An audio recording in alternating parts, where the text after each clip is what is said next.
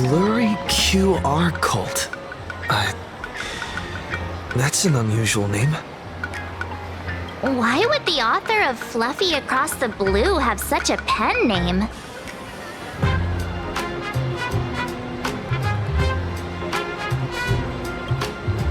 Really? A pen name often says a lot about its creator. Someone who can draw something that cute must have a warm, gentle heart. I heard the Fluffy's been running for half a year in a magazine. At first, it wasn't very popular in Plain Arcadia. But after that memory bubble movie, A Holy Grail Stay Night, Old Odie produced, became a massive hit. The Astral Express's adventure stories spread far and wide, and the Fluffy started gaining popularity. Now the latest chapter, The Sacred Flames Return, Amphorius's creation, is sold out everywhere. This cult sure knows a lot about our journey. Must be a galactic fan of the Express crew.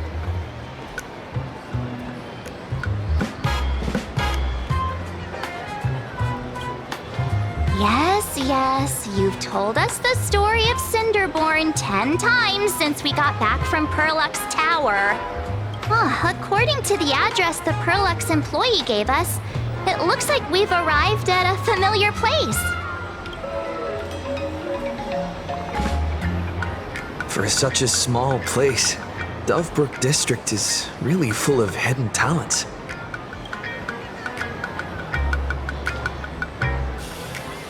Turn left at the first intersection, then turn right, go straight for 200 meters. Wait, this is... the Furbobo Weekly newspaper? Oh, don't tell me the author of the Fluffy is actually a Furbo. No wonder he rarely shows his face. Come on, let's go upstairs. Society of Happy Smiles. The Fluffy goes puff, puff, puff. Pom-poms for extra fluffy stuff.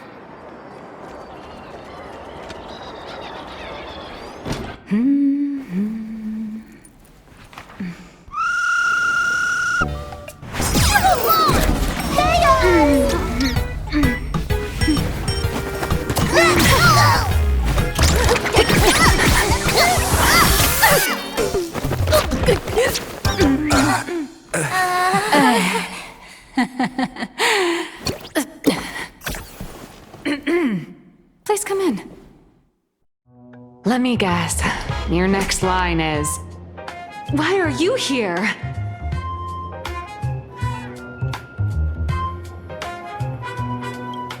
Miss Nihilux, what are you doing here? What's the problem? I'm the magazine's founder, its president, and its editor-in-chief. It's only logical that I'd be sitting here. A million? President Nihilux has already been behind on everyone's wages for months. If it weren't for the money, you'll risk your neck being a tabloid journalist, sneaking photos of the bigwigs on the Astral Express.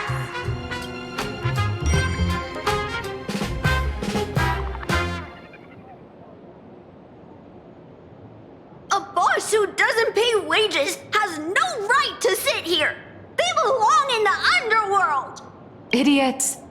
Without me, you'd all have been locked up in some Department of Aberration Defense painting prison long ago. And you still have the gall to demand wages from your savior. Have you ever heard of the sensational serial thief case, Phantom Furbomorph? It happened in the year 1996 of the Arcadian calendar. I'm sorry. I was wrong. I shouldn't have talked back. I'm sorry for being born a Furbo. Beep boop.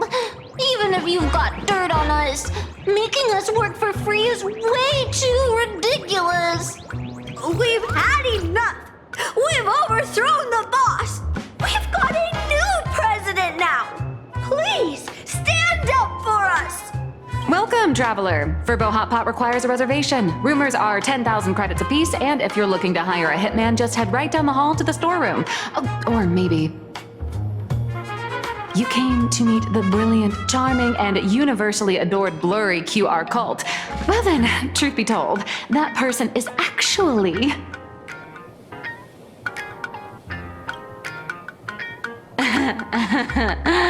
Who could it be?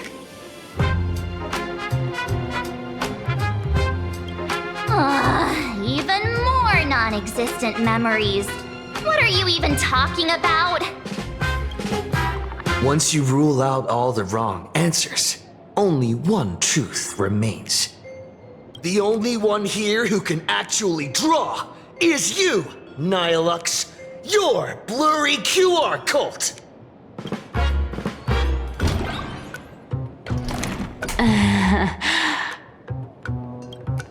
You saw right through me.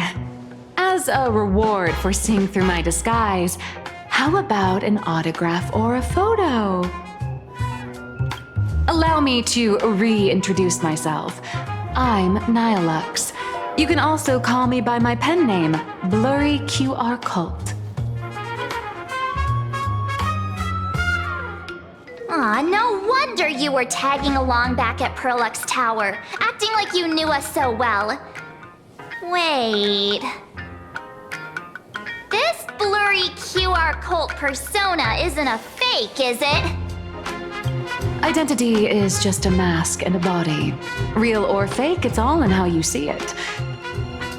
At the very least, for now, there's no other blurry QR cult around who could show up at Star Rail Fest for a live signing and hype up the Astral Express, right? So, you already know why we're here. Just a little deduction, that's all. The news about Star Rail Fest is already everywhere online. Knowing how that perfectionist Madame Pearl operates, she's definitely pulling strings to make your collaboration a success. Naturally, having me step in was part of her plan. If that's the case, will you... That said, I'll have to respectfully decline. Not to brag, but Fluffy Across the Blue is ridiculously popular in this world. If tickets weren't limited, the line would wrap around the planet twice and a half. That's not a signing event, but a public execution, right? Yeah, that does sound pretty horrifying.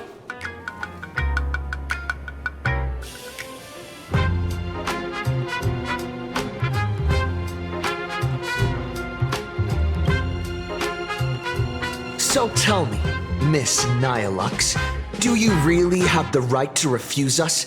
You've used the crew's likenesses and adventure experiences without permission. Surely you owe us some form of compensation. Why are we talking about this all of a sudden?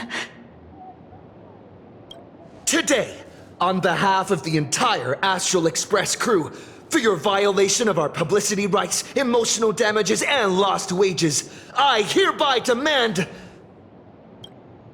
1.6 billion credits! How did you work that out?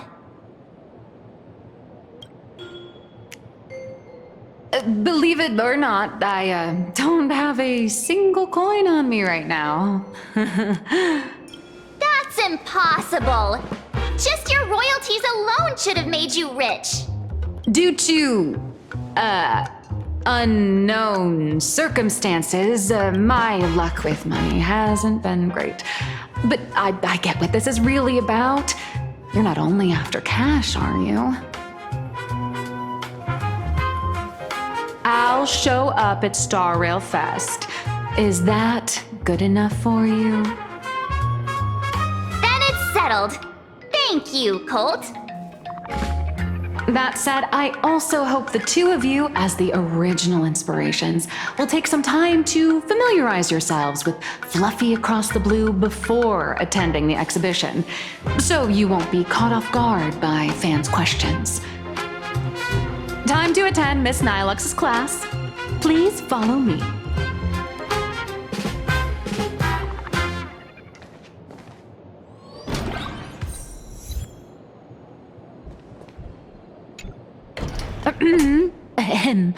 Miss Nihilux's mini-class is officially in session.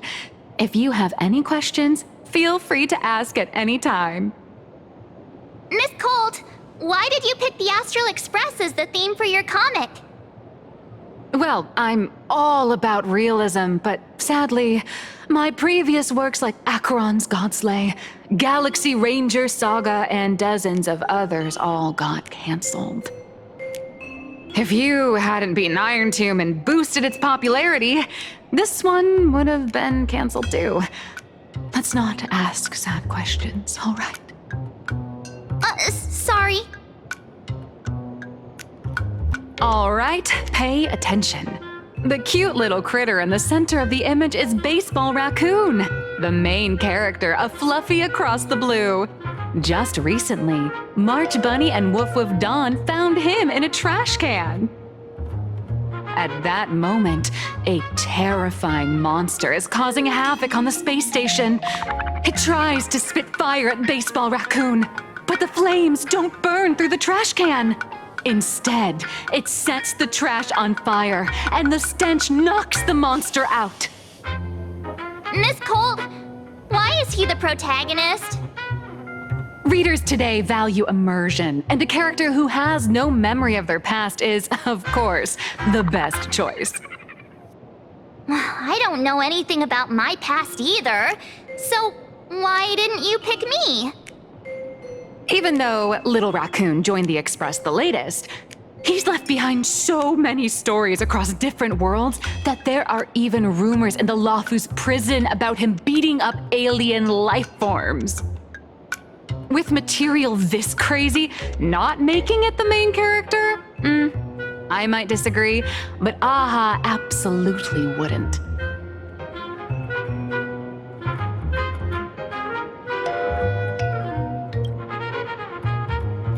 Stick to being the Baseball Raccoon, okay? I don't need special treatment. March, the Fluffy is just a comic. Outside of this, the author and the readers, every character in this world, aren't we all the protagonists of our own lives? That sounds so passionate, Miss Colt. I totally get it now. And so, the unruly Baseball Raccoon, the quiet Woof Woof Dawn, and the lively March Bunny formed a trio everyone loves. Actually, I have a question too.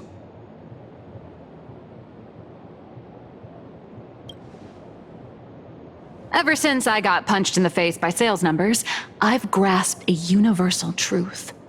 In today's world, fluffy, cute animals aren't always a crowd pleaser. Seriously?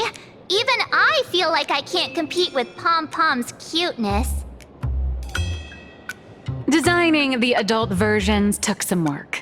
After defeating the monster, Baseball Raccoon accepted an invitation from the other fluffy animals and boarded the Fluffy. Here, the protagonist meets three big animals with distinct personalities. First, the adorable and universally loved conductor, Pom Pom. Beside them is the elegant navigator, Miss Hime-Cat. I know, that's Hime-Cat. Her original inspiration is Himeko. Oh, please don't tell her.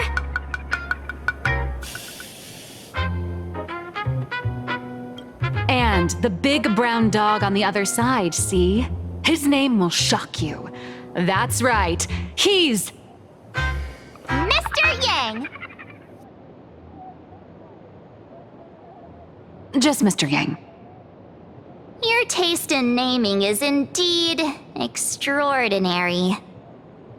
Anyway, the six fluffy little creatures boarded the Fluffy Express and set off on their journey. As for the plot, it's pretty much the same as what you've all experienced, just with a bit of artistic tweaking to suit Plain Arcadia's audience. If you don't stitch in a few local elements, no one's going to be interested. In the comic world, which is even more cutthroat than the Phantasmoon games, if you don't cater to the reader's tastes, it's nearly impossible to survive. Once upon a time, great comic artists had the luxury of 100 chapters to build things up. Now, if you don't hook readers within 100 pages, you're done. Readers today are hard to please, and authors have to come up with ever more shocking and sensational material. Doesn't this remind you of the Phantasmoon games? Looks like you're all familiar with the characters from the Fluffy. Now, let me talk about some of the creative challenges I'm facing.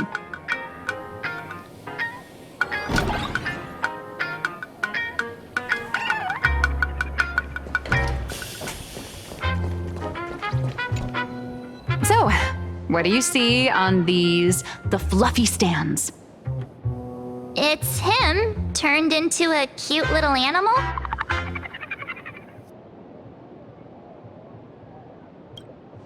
Yes, this is the character, and you're the inspiration behind him. But even for someone as interesting as you, there are many backstories that readers don't care about, don't want to know, or don't feel obliged to understand. A comic artist's job is to capture the most interesting parts and present them to the readers. The cute and clever one is March Bunny. The unruly but reliable one is Baseball Raccoon. This is what we call a concrete archetype paired with an abstract character. And the abstract side of a character will only be further simplified in the eyes of the readers. So, how do you think the readers across the universe view you nameless?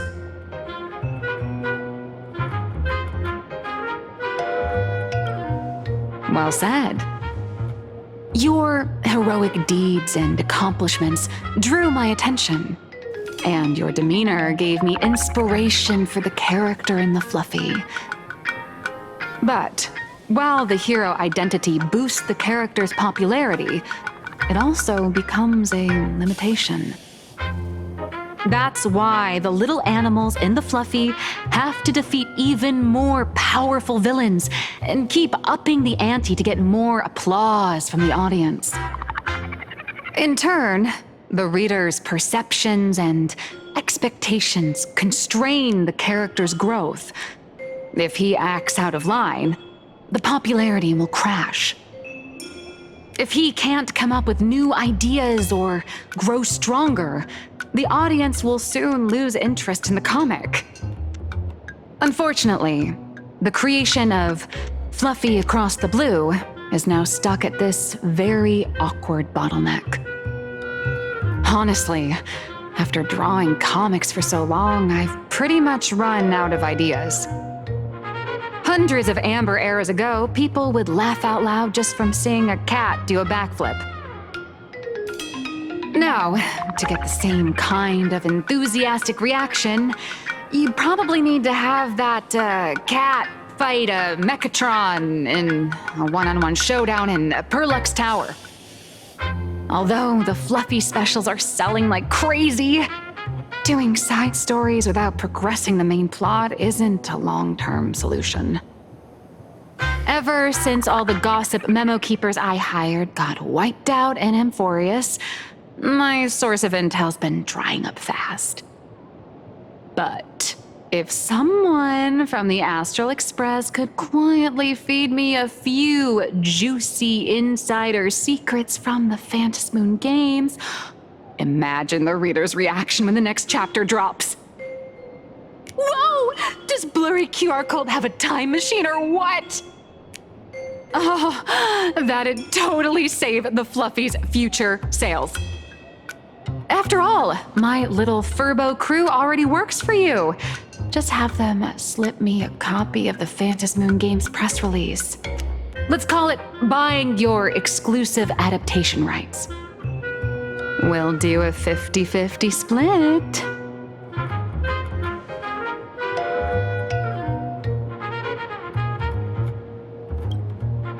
What about a 30-70 split? Deal. 70 for me, 30 for you. Wow, you change your face faster than Sparkle. All right, since we've got the profit split sorted, looks like my creative block won't last much longer. Just wait for my appearance at Star Rail Fest. Star Rail Fest, a grand event that gathers millions of eyes and an inordinate amount of wish power. And under all that attention, the dark forces coveting the Master of Elation's blessing are bound to surface. Heroes and devils dancing together in plain Arcadia. Tell me, is there a better source of inspiration than that? My hero, don't let us down.